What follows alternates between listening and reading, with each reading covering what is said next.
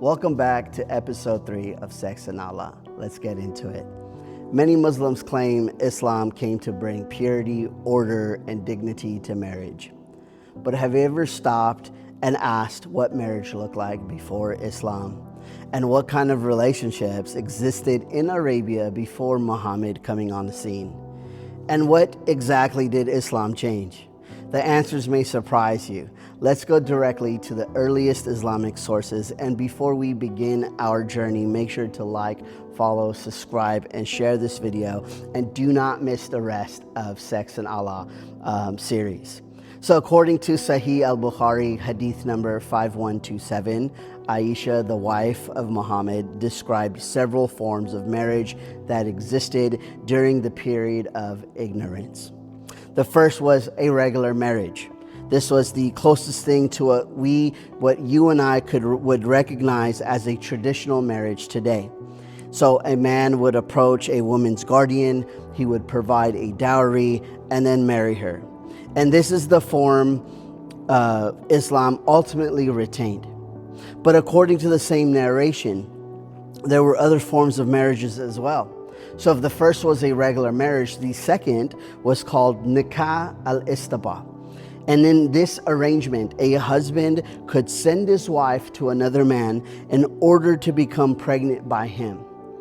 So why would a husband do that? Well, because that man that he would send his wife to was considered noble or strong or brave or of superior lineage. And the husband would then avoid relations with his wife until the pregnancy was confirmed. And the goal was to obtain offspring with desirable traits. Right? So the third of this form of marriage was Nikah al-Raht or al-Raht. Right? So what this would mean is this, that a woman could have relations with a group of men fewer than 10. If she became pregnant and later gave birth, she could identify one of those men as the father. According to the narration, he could not refuse. And the fourth marriage was Nikah al-Baghaya or Baghaya, right? And this involved women who openly received multiple men. When a child was born, lineage experts would attempt to determine who the father was and assign the child accordingly. These descriptions are not coming from the critics of Islam. They come directly from one of Islam's most trusted hadith collection, from the hadith collection of Sahih al-Bukhari. But historians and Islamic jurists also mention other forms of marriage practiced in Arabia. Like our last video, we saw Nikah al-Shighar, which would mean you marry my daughter, I'll marry yours. An exchange arrangement that often bypassed a proper dowry. Right? Or what about the Nikah al-Badal, which is an exchange of wives between men?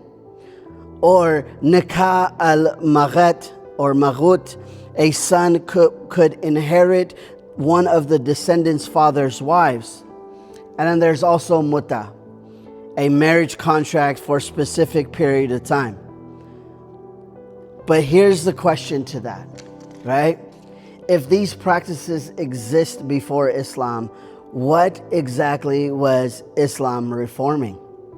Muslims often argue that Islam elevated women and transformed Arabian society. Certainly, some of these practices were prohibited, but understanding the world Muhammad entered helps us better understand the world he came from.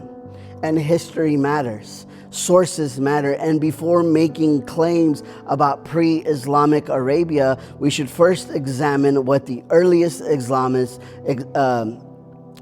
sources actually say. So the question isn't whether these marriages existed. The question is why they existed, what Islam abolished, what Islam retained, and how those changes shaped the future of Islamic law. In our next episode, we'll continue examining marriage and family practices in early Islam and compare them to the claims often made today. So comment below of which of these pre-Islamic marriage customs surprised you the most. And don't forget to like, follow, subscribe, and share.